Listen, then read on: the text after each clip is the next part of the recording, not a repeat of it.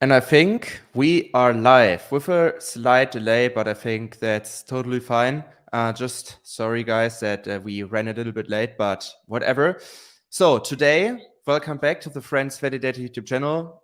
We will wait for more people to join the conversation. Today, I'm sitting here with Valentin, the CEO of Quasar. And I'm very excited about today's conversation because there's so much to touch base on in regards to this brand new Cosmos chain. So with that in mind, welcome, Valentin. How are you doing? And especially congratulations on your successful mainnet launch. Thank you. I'm doing great, incredibly stressed, but doing well. Can't complain too much.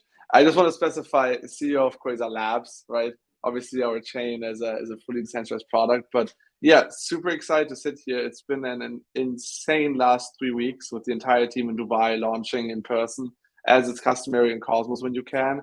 And yeah, it's been the inbound has been incredible. We reached our cap of 500,000 OSMO in like 4 days, even though during 2 days people couldn't even deposit. So grateful to be here, and yeah, thanks for interviewing.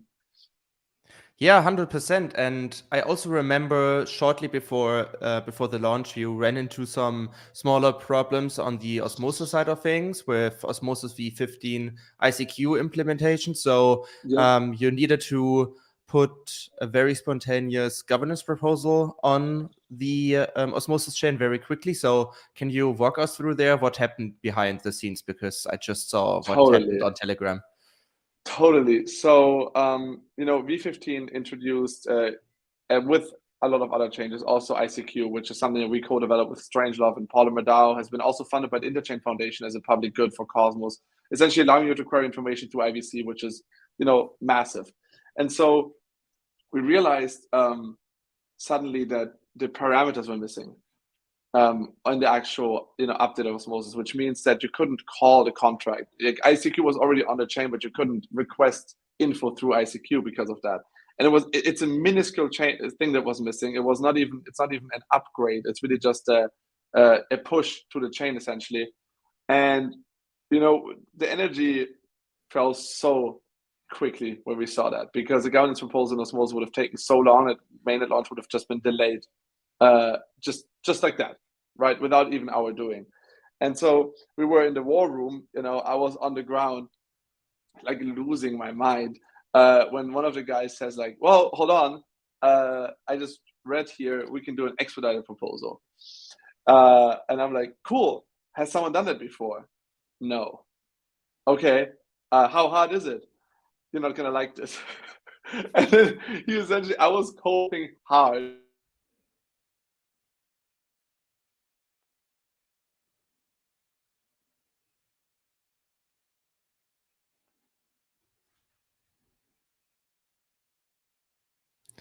I think we just ran into smaller internet problems, or is it just me that is seeing well?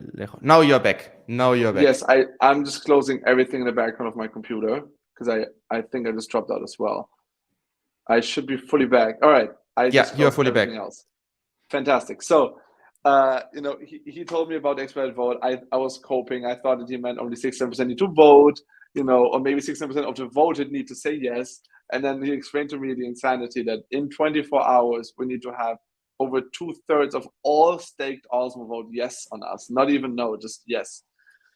And so I'm on the ground and thinking we're missing. We have an internal joke in the company that our PM Chris comes in that moment. He just flew in, from Berlin. Comes in, he sits down, he puts his laptop down on the screen, and he asks, "Do we have a spreadsheet?" And from that point on, it was just there was no more crying. It's like everyone went on their laptops, and we probably have the most comprehensive list of validator contacts in all of Cosmos, to be honest. And the outreach mayhem began of essentially just coordinating with everyone in Cosmos, getting votes left and right, explaining the situation, that this is not a controversial update by any means, that this is like a really easy thing that has already been approved, right? So like we're not selling anything else. And so we reached quorum of 20% in 25 minutes, which is the fastest ever. We had the highest turnaround ever in Osmosis. 77.5% of all staked Osmo worth $150 million voted yes. which is higher even compared to all 5 or 6 day, or 7 day governance proposals that Osmosis usually has. Insane. And in that moment, I think we realized that, we didn't just make up that we think this is a cool product. We realized that, damn, people are waiting. People are really excited for this. So this was the morale boost for this, carried us throughout the entire mainnet launch after that. Yeah, and now I'm very excited to also dive deeper into this project. And obviously, we will also touch base on this later. There's a lot of demand for that. Like, we can really see that. We just chatted about it just before going live. But honestly, I've watched your entire interview with Cito that you recorded, I think, like 2 or 3 weeks ago. So I want to avoid repeating some content here. So yeah, let's get everyone on one page before we dive deeper into other things. So what precisely is Quasar all about? So obviously you are a Cosmos app chain and you want to aim to decentralize the asset management sector, so to speak. But can you maybe draw a picture here? So how extensive is this niche within the financial sector today? Why do we need that in DeFi as well? And what are some pain points that other projects experience that basically aim to do the same as you are? Yeah, totally, man. Great, by the way. I love that you're going right deep with specific questions. So asset management is a very fascinating business sector, and I think that there's a lot of issues with asset management in crypto, because it in a lot of fronts goes against what crypto goes for, right? Usually it's permissioned, very, very permissioned. I'm talking you need to have $500,000 of like liquid assets permission.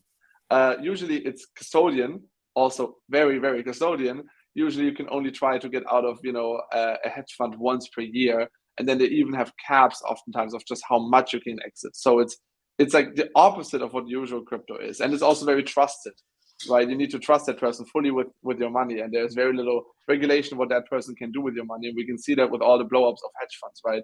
So I think it's needless to say we are not interested in doing any of those things.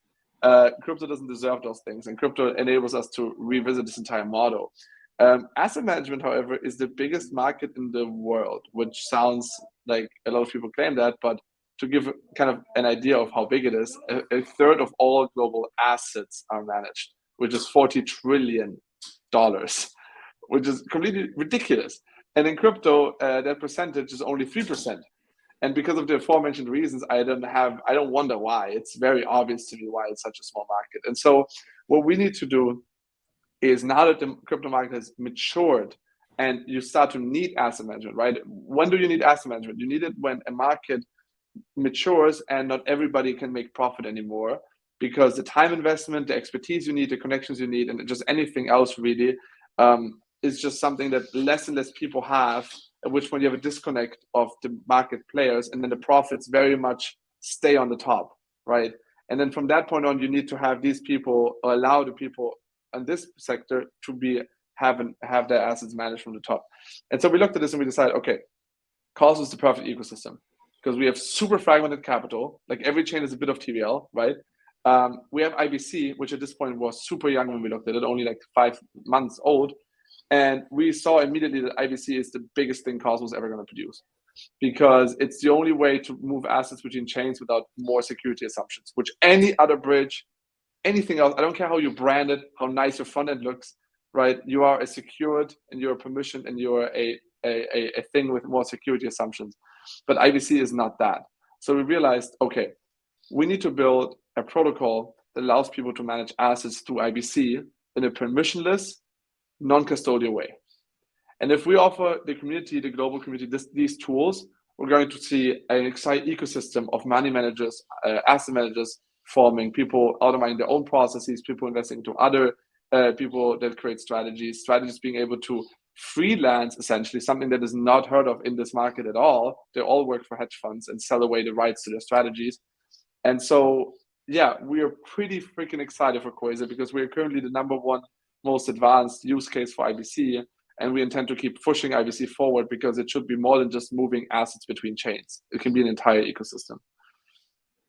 And now let us dive deeper into that. And Mr. S, I see your questions in the chat. We will get back to them as soon as we are reaching those points.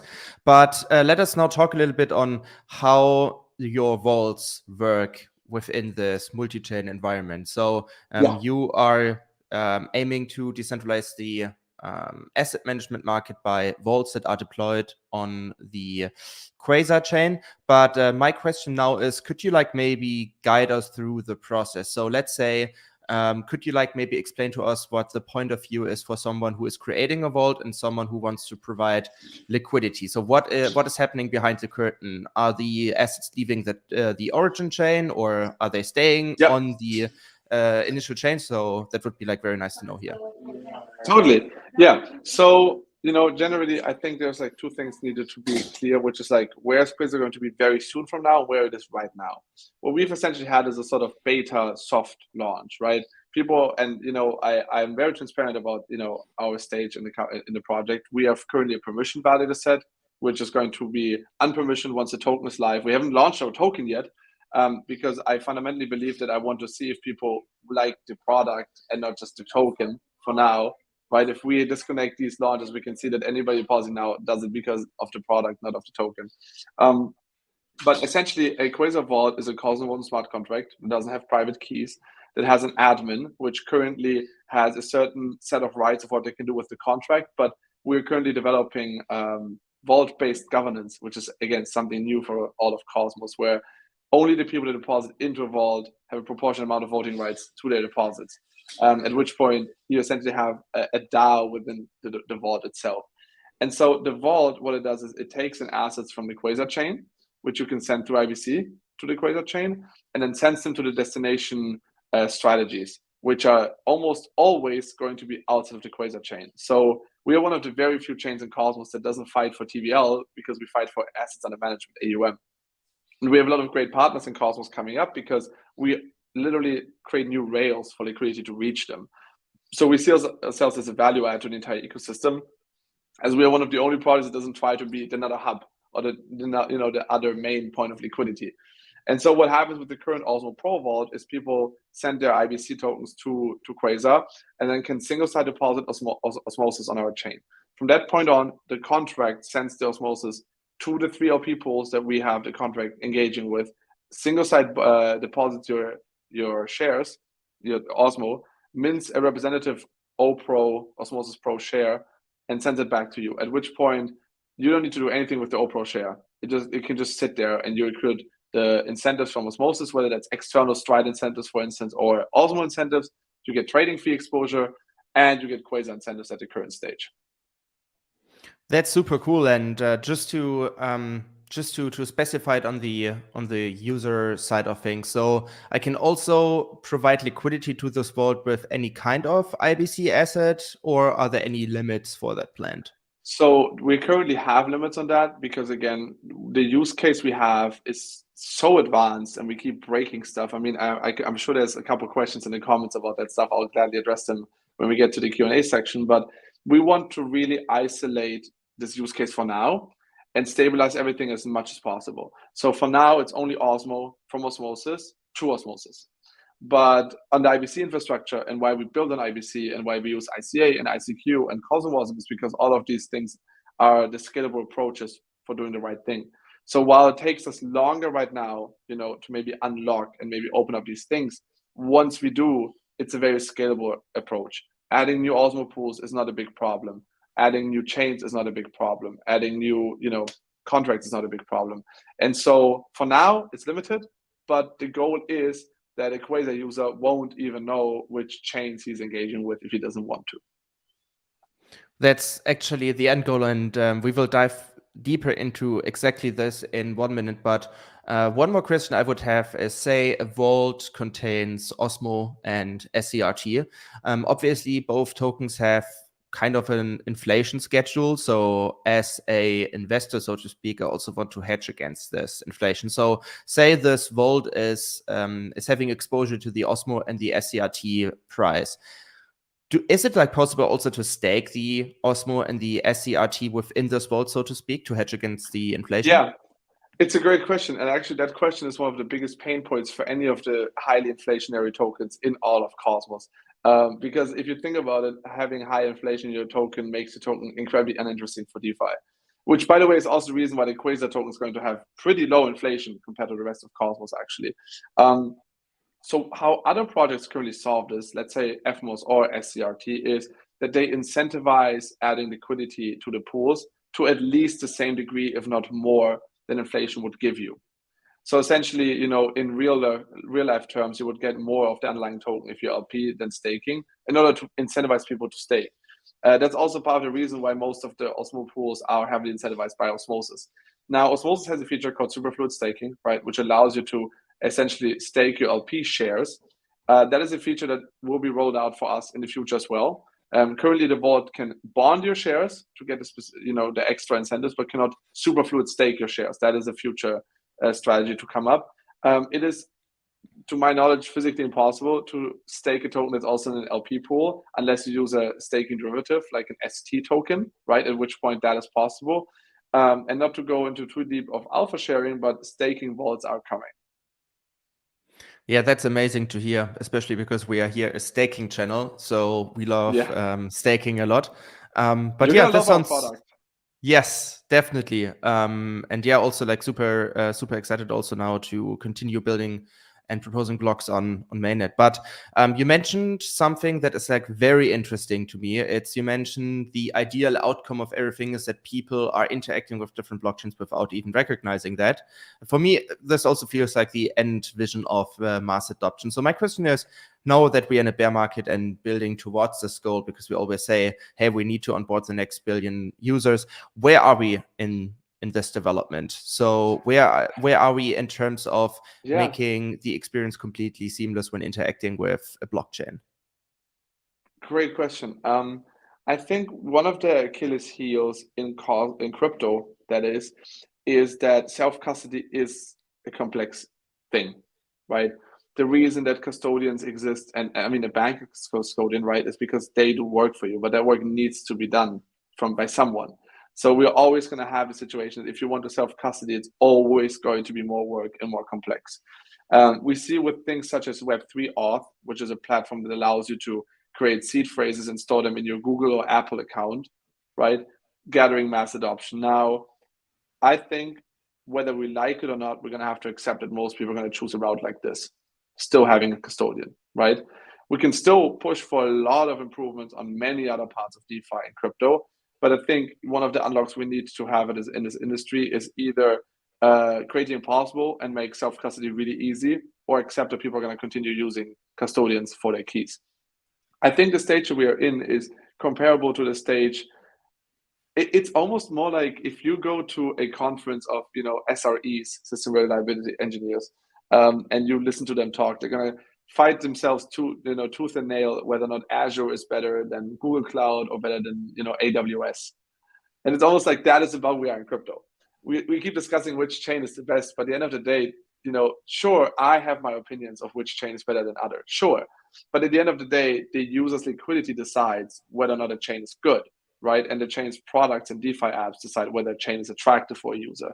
And I think getting to a stage where that is abstracted away is something we at Quasar are striving to achieve.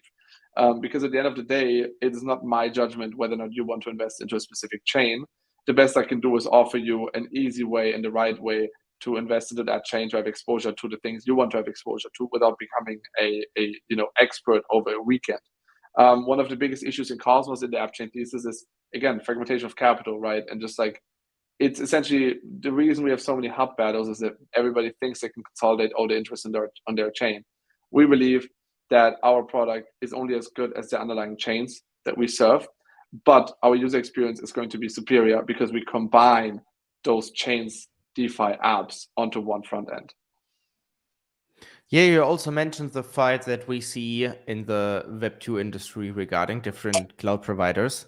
I think that's actually very uninteresting for someone who's not into this. And I think the same, it feels the same for people who are outside of crypto when we discuss which chain will take over. People only care about how fast the website loads, if their data is safe, and if they can buy the product they want to buy.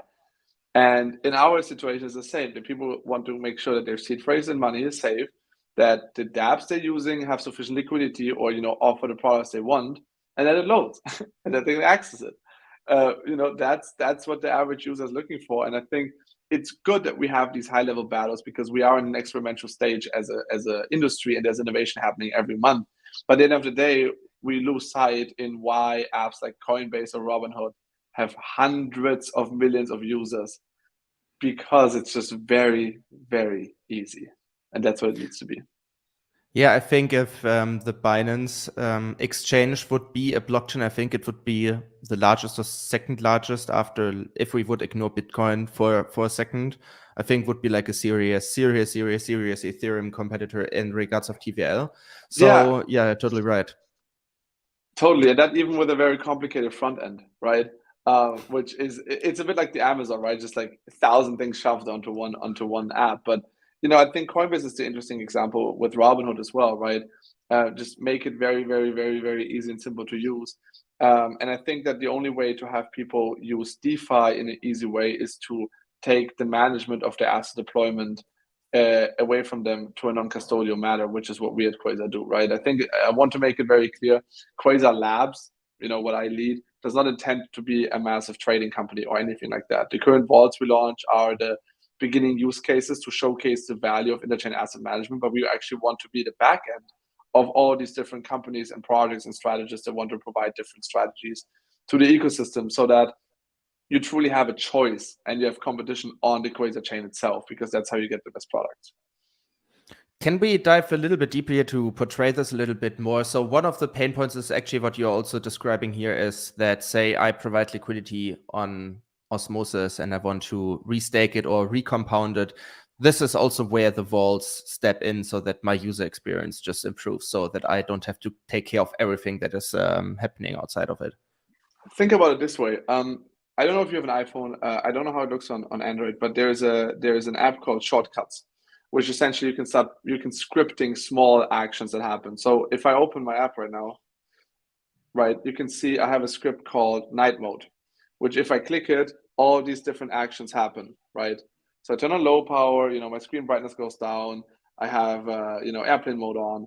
And so the end goal, and don't quote me on time because I don't want to be Elon Musk, but the end goal is that people can manage their assets this easily. That they can pick which chain, which action, Atom Hub, staking, restaking, on, staking rewards paid in USDC, staking rewards sent to Osmosis, staking rewards LP'd into pool number, right?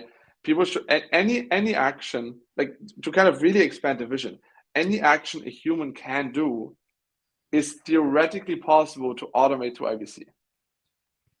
So anything, any user flow, anyone in all of Cosmos has is theoretically, if that chain is IBC enabled and ICA and ICQ enabled, theoretically possible to automate with a vault. And so, yes, we start small. Right now, it's just LPing and rebalancing the LP rewards. But the goal is to abstract away most of the issues that people face. For instance, leveraged vaults could be a user flow, right? Instead of having to go to Mars, deposit, withdraw, move to Osmosis with an IBC transfer, deposit again, keep track of your different, positions and see that you're not being liquidated. A vault of the future could very easily keep track of liquidation levels, leverage the tokens, immediately LP them, LP the rewards, or use the rewards to, unleverage. So you can just automate anything you intend to do.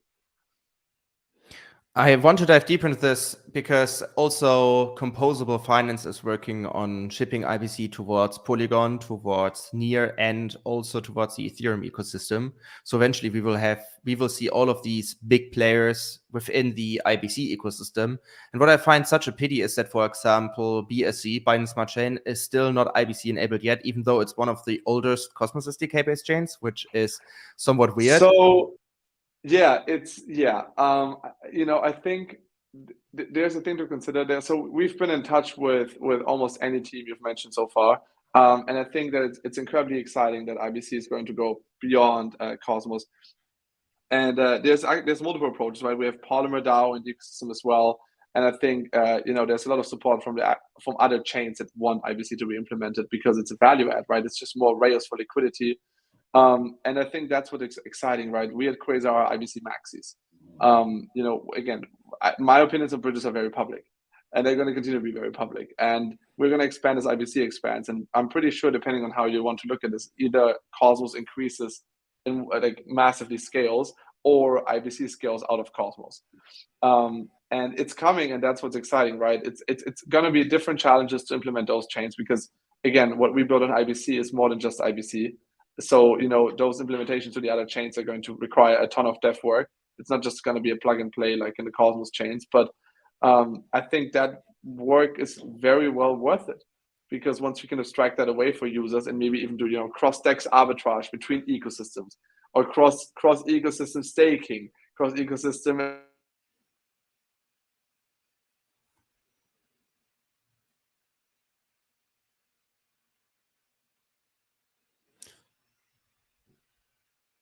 I think we lost Vallejo once again due to an internet issue. Or is it just me who's losing him?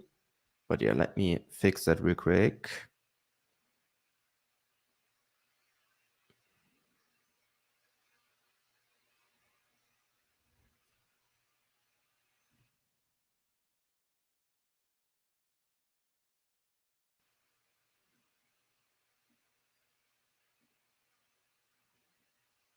Yeah, I think.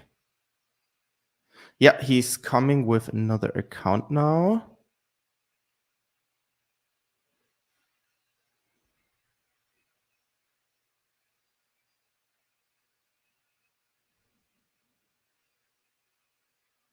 Yeah. I'm back. Now you're back. What's happening? Yeah. I'm in an Airbnb. Everything is closed. No one else doing anything on the internet. Sorry about that. I'm back. No worries, no worries. Happens to the best. But glad to see that not only in Germany the internet is not that good. No, we also have Bambusleitungen in Spain. Bambusleitung, yeah. But yeah, we were talking about the future of what it looks like to invest in crypto, and also to dive deeper in what you just mentioned, and also in regards to how IBC expands. Right now, or like in the near future at least, you will also only be able to use IBC assets, right, within Quasar. So what does the future look like that is a little bit further down the road? So will it also be possible to have, like, let's say, Aave tokens in a vault that are no staking tokens, but ERC20 tokens on top of the Ethereum blockchain, for example? Yeah, totally. So a thing that's important to understand, and that's kind of the unlock, right, is that the tokens are always in a native chain. So they don't leave the native chain, right? The vault merely manages them through IBC on different chains. So that's kind of the unlock, right? The future for IBC is incredibly bright. I don't know if you've seen it on Twitter, but there is 2 banks in Japan that are currently using IBC to transfer their own Japanese yen holdings through IBC, billions of dollars every month or so. And that's just completely like they just forked it and closed sourced it and use it for themselves. And so the future, the long-term future, 5 to 10 years from now, is proper asset managers in Wall Street and anywhere in the world using IBC and our platform to create their own front ends and create their own DeFi native strategies, right? Grayscale is something we talk about so rarely today, but it was such a massive part of the last bull runs because so much liquidity of asset managers went into that because they are able to trade it on NASDAQ and co. And they weren't really able to compliantly invest into DeFi native projects, right? And that got taken away by the SEC and made illegal and depegged, right? And so what is so exciting about this is that Quasar will enable any asset manager, whether it's an institution in Wall Street in New York or someone in Turkey that has a fantastic idea for how to generate yield, to be able to deploy that with their own front end if they even want to, right? It doesn't even have to say Quasar. It's just it can be asset manager XYZ DeFi, right? And allow their users, whether the guy from Turkey would allow anyone in the world outside of sanctioned countries to invest into a strategy and manage it for anyone globally, or whether the asset manager in New York wants to only provide it to their already KYC clients. Both of these things will be possible with Quasar, and that's kind of the future we're incredibly excited about. Because if we play our cards right, Quasar will be a massive liquidity boost to all of crypto. 100%. And yeah, really feel that future. And also, Ken Schultz, we will dive deeper into that question also in a minute. But yeah, as we talk about what the future looks like, one thing I remember from your interview with Crypto C2 was that you will also have communities around each vault. And I find this is very interesting because it feels like to me that we saw this happening for the very first time, that we have a community around an asset was Bitcoin. When Bitcoin was born, we saw a small Bitcoin community. It grew, and then eventually we saw other extreme things like the GME hype, the GME community in early 2021. Well, I was part of that. I'm Really? still part of that. I actually direct registered my shares. I have my shares on paper, which was a 4-month process as a European citizen. But I still have my OG. I never sold. Diamond hands, Yeah, baby. diamond hands will go up Yep. again. But yeah, how do you see that in that regards when we talk about the future of investing? Is this how the next generation more or less invests because there's a community? Because if you invest now in the MSCI world, there's no real community around it, or there's, you know what I mean? So is this something that we need to keep in mind when investing in the future? Again, fantastic question. I think community is such a massive unlock, and also in crypto specifically. I mean, crypto is community, right? We're all just kind of not fitting in people that just created our own community, right? Trying to just like what's the word? Me and the bros rewriting finance, right? And I think that community will play a massive role in future strategies. I think not for all of them though, right?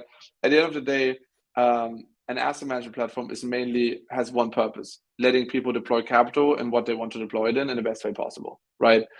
And so you will always have a community. The Quasar token, I am pretty sure, is going to have a pretty big community and a dedicated community, because the Quasar token will play a massive role in our future expansion and also in our positioning in the ecosystems. But the nice thing is that most people don't want a community. There is no Apple shareholder Telegram group that people are excited to join. People don't want to think about their Apple shares. They just want to buy them and sit, right? And so on one hand, there will be vaults for the enthusiasts to have a community, and the vault on-chain vault governance is going to allow people to have a say in what they deploy capital into. There's also going to be vaults that are not going to have communities. The beauty is we can host both.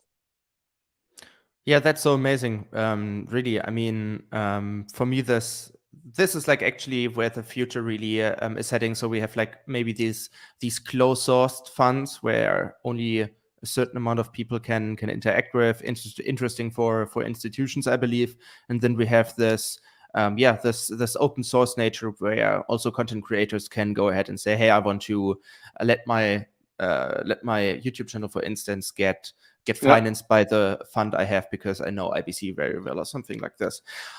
So yeah, this is how I envision it. But speaking of that, actually, so just to make it clear, everyone can create a vault on Quasar theoretically. So right now it's permissioned. We are targeting 1 to 2 months from now with our token launch that we're gonna make Cosmos unpermissioned, at which point anyone can create Cosmos code, can create a strategy, right? The goal is to get to a level such as the Shortcuts app, where it is truly anyone, but for a long time it's going to be Cosmos devs are going to be able to create strategies on Quasar. Technically anyone, because it's permissionless. And then anyone outside of sanctioned countries can invest into those vaults as well. But for now, at least for the next month or so, it is still permissioned, because we are currently, first thing is we need to prove for the token to not become a security, right? We have a lot of US law changes, and a lot of projects don't consider that. But for us, if we want to democratize financial access, then we need to make sure our token is not a security. Number one is proof that the product has value beyond the token, which is what we have successfully done so far, and I'm going to continue to successfully do. Second thing is that it needs to be a public sale, right? And done properly, which from the jurisdiction perspective means that we want to do it through a foundation. I don't know if you know projects that set up a foundation, but it's a pain to set up a foundation and takes a really long time. So we want to do this right as well, which is also the delay on that side. And then once all of that is done, the audits are through for the contracts. We open source the contracts, we showcase the code there, we do the validator set is unpermissioned, we open up the floodgates for Quasar token price discovery and public sale, and for Cosmos. So in a way, right, we are in a sense in a beta right now for good reason, as kind of the issues we faced in the last 5 days have proven. Yeah, and also the aspect of proving that you are not a commodity or a security or whatever is pretty relevant nowadays, since also the commodity agency is going after Binance as we speak. But I think that's a topic for another stream.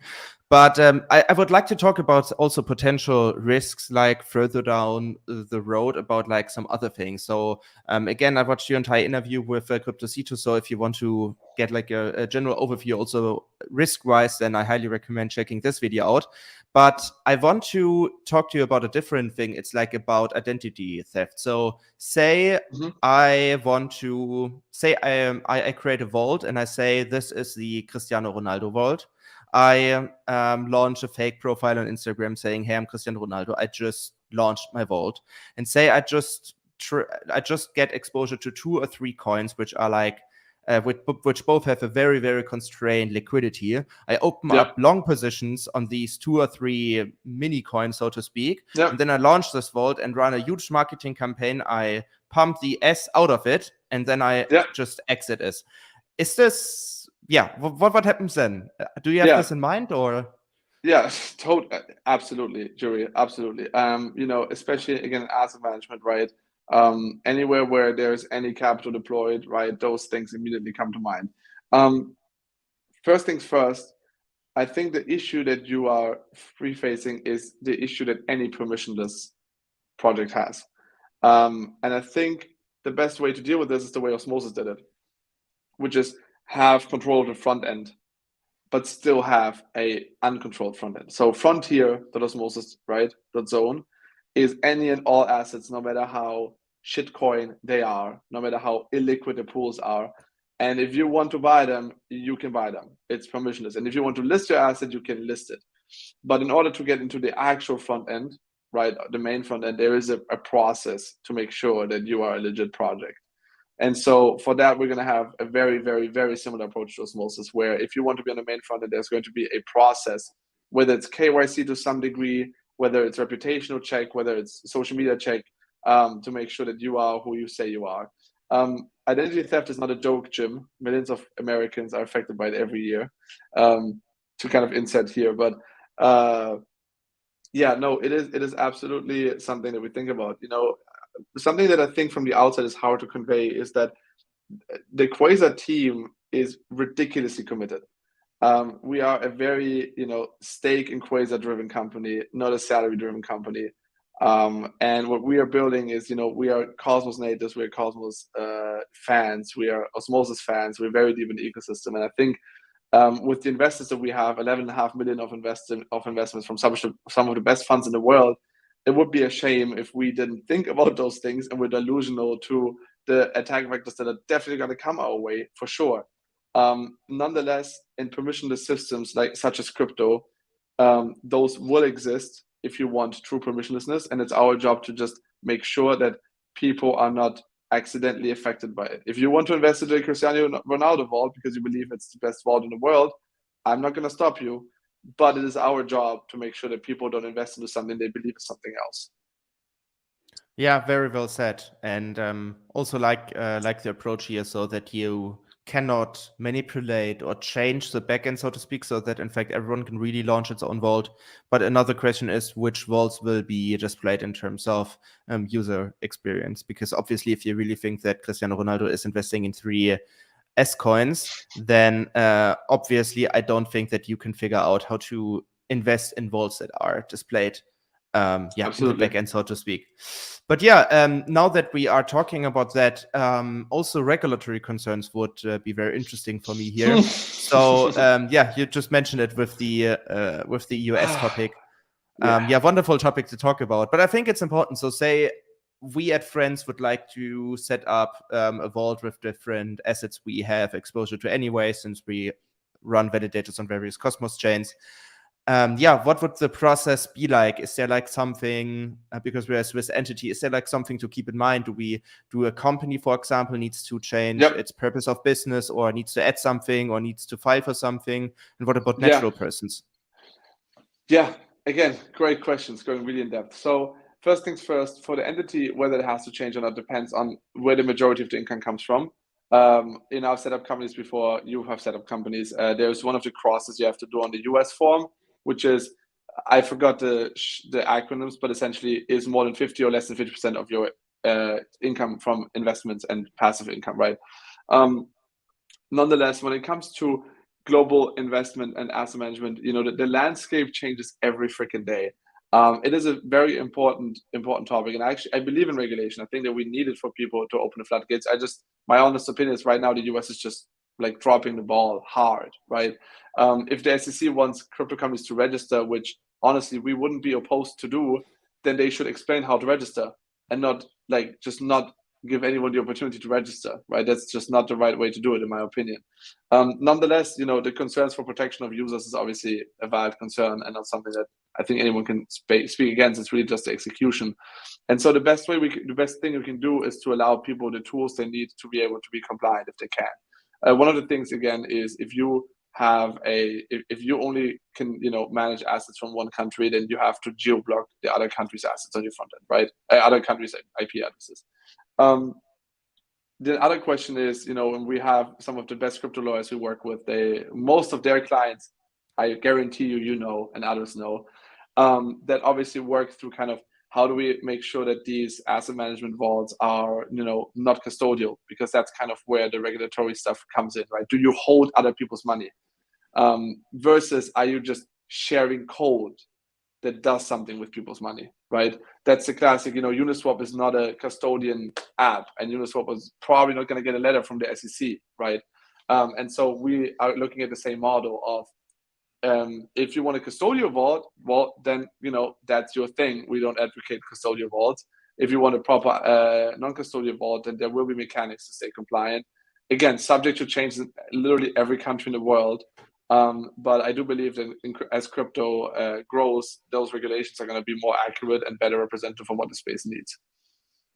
Yeah, I think it's also important here because at the end of the day, even though we want to open everything for everyone, it also comes with a certain responsibility to open such a vault, even if it's done like a fun vault. Some people might put money into that. And if money of other people are at risk, then I think it's also in the responsibility of the creator to at least think 5 minutes about what consequences are lie ahead of him absolutely. Or her. And for that reason, we're going to have a Quasar either burn, lockup, or stake that people need to have to deploy vaults, because anyone should be able to and will be able to, but we need to make sure there's not some spam, right? We need to make sure that there is a certain, do you know what you're doing? Are you really the right person for the job, right? Have you thought about this? That definitely needs to go into that. Speaking of locking up the Quasar token, I think you know where I'm hinting to. So the Quasar airdrop, when Quasar token, when airdrop?